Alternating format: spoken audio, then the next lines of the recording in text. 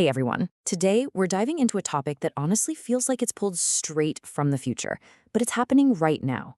We're talking about a massive leap forward for artificial intelligence in medicine. So this was the headline that got everyone talking. A brand new AI that can reason through really complex medical cases basically on the same level as a human expert. And let me tell you, this is not just some small software update. This could be a genuine turning point for medicine as we know it. Which, of course, leads to the big question on everyone's mind. Are we really looking at a future with AI doctors? To figure that out, let's break down what this new tech actually is and what it isn't. Okay, so to really appreciate why this AI is such a huge deal, we first have to understand the problem it's trying to solve. And trust me, it's an enormous one. Take a look at this number, 1 in 20. That's the estimated rate of diagnostic errors just in outpatient care. It's a pretty sobering statistic, right? It just goes to show how incredibly difficult making the right call can be, even for the most experienced and dedicated doctors out there. So why is getting a diagnosis right so tough? Well, a lot of it just comes down to human limitations. I mean, think about it. Doctors are under incredible pressure, and they're dealing with a complete tidal wave of information for every single patient. Histories, lab results, genetic data, the latest medical research. It's a monumental task to sift through all that complexity. And this is exactly where the new technology comes in. So for this next section, we're going to look at how this AI actually thinks, and you'll see why its approach is so fundamentally different from what we've had before. Okay, this is the key difference. Older AIs were basically just very powerful search engines. They were great at pattern matching. You feed them symptoms, they spit out a list of possible diseases. But this new AI, it's much more like a medical detective.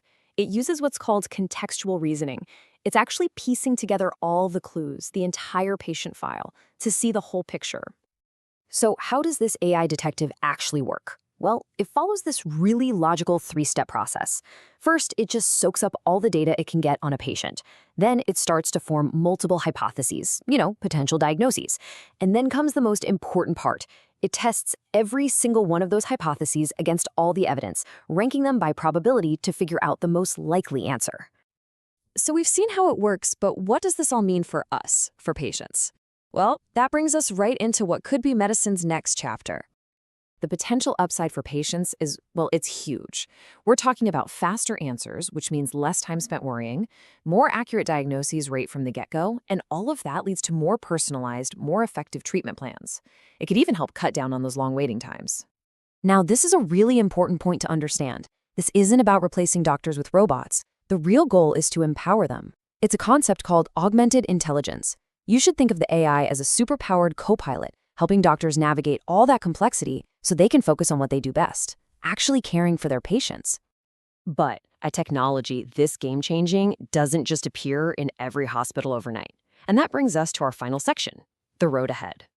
Because look, there are some pretty significant hurdles to clear first.